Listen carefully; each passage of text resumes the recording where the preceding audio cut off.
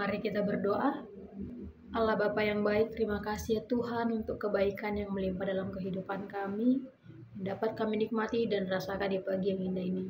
Sebentar Tuhan, kami akan mendengar ayat harian kami. Kiranya Tuhan berkati hati dan pikiran kami agar kami dapat melakukan dalam kehidupan kami sehari-hari.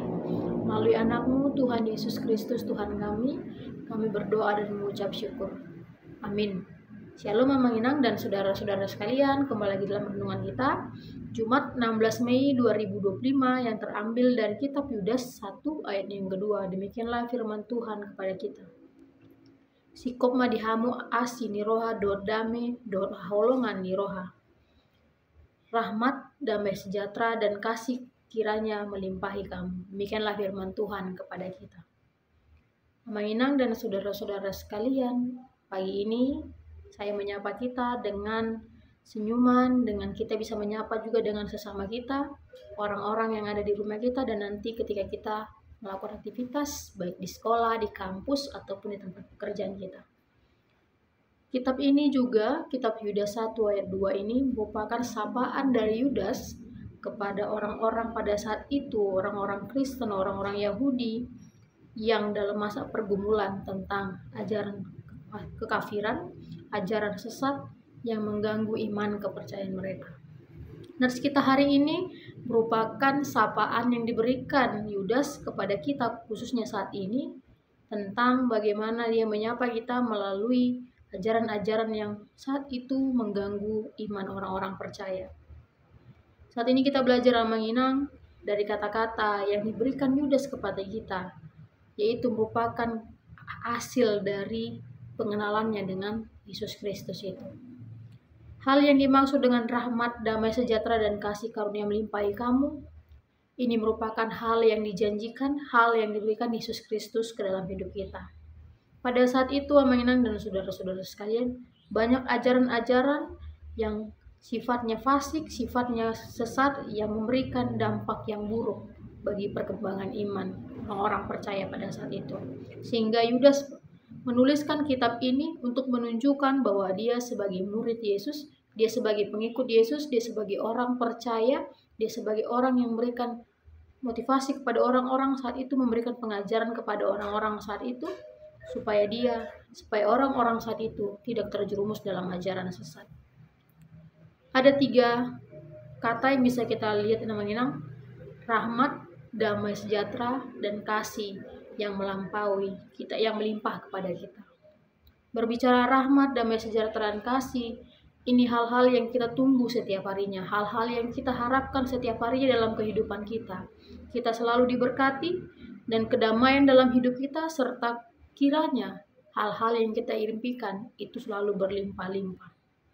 Tapi yang menjadi penting amanginan yang bisa kita ambil, bahwa rahmat, damai sejahtera, dan kasih melimpahi kita itu dibagi atas 3 bagian.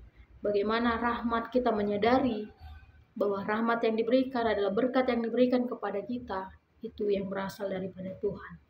Damai sejahtera, Tuhan tidak pernah menjanjikan bahwa hidup kita selalu damai, tetapi Tuhan menjanjikan bahwa kasih Dia, kasih damainya selalu beserta dengan kita. Dan terakhir namanya, kiranya kasih melimpahi kita semua. Hal ini merupakan menyangkut 2 hal yang tadi, rahmat dan damai, bahwa kasih itu akan diberikan secara melimpah-limpah kepada kita. Tuhan memang tidak pernah menjanjikan bahwa kita tidak pernah berhenti dalam persoalan. Tuhan tidak menjanjikan bahwa hidup kita penuh dengan pelangi terus, langit terang dan lain sebagainya. Tetapi di suatu saat, di suatu masa, ada hidup kita dalam keterpurukan, kegalauan yang membuat hati kita terguncang, iman kita terguncang. Tetapi amanginang dan saudara-saudari sekalian, bahwa kasih-Nya itu melimpah kepada kita. Tuhan tidak menjanjikan, tetapi Tuhan memberikan damai sejahtera. Tuhan memberkati segala hal yang kita lakukan, segala hal yang kita harapkan. Sehingga kembali saat ini amanginang, kita bisa tarik dalam kehidupan kita sehari-hari. Bagaimana kita menghadapi dalam dunia pendidikan kita, dalam dunia pekerjaan kita. Ketika ada tantangan dalam dunia pekerjaan, ketika ada yang memfitnah kita, mungkin ada yang merasa diri tidak suka dengan kita, apa respon kita? Tentu itu menjadi tantangan yang mengganggu pikiran kita, perasaan kita, dalam kita melaksanakan pekerjaan. Tetapi ketika ini Amang Inang dan saudara-saudara sekalian, kita diajak juga untuk hidup dalam penuh kasih, damai yang ada berasal dari Tuhan.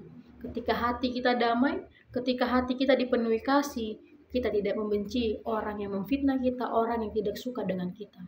Tapi kita bersama-sama mendoakan kita tetap hidup dalam kasih yang melimpah dari Tuhan.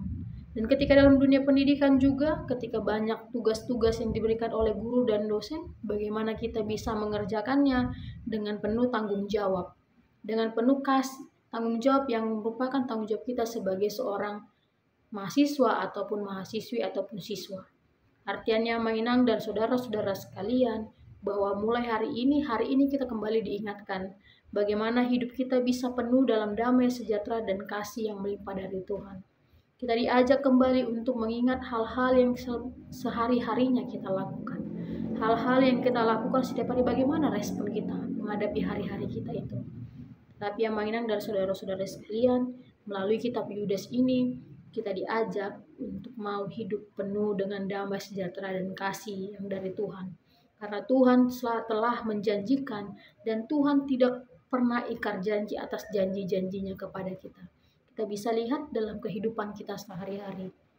Sudah berapa tahun kita hidup di dunia ini, kasih Tuhan terus sepanjang hidup kita. Bahkan sampai nanti pun kita akan bertemu dengan Dia, tetapi kasihnya tidak pernah lupa, kasihnya tidak pernah berkurang.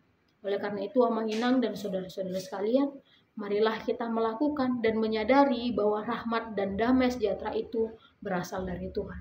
Hanya Tuhanlah pemilik rahmat dan damai sejahtera yang melimpahi hati dan pikiran kita, sehingga kita dapat melakukan dalam kehidupan kita sehari-hari. Kiranya kita dapat merefleksikan dan merenungkan dalam kehidupan kita sehari-hari. Selamat beraktivitas, Tuhan Yesus memberkati kita. Amin. Kasih karunia dari Tuhan Yesus Kristus, serta kasih setia Allah Bapa, dan persekutuan Roh Kudus, memberkati dan menyertai kamu sekalian hari ini, esok, dan sampai selama-lamanya. Amin.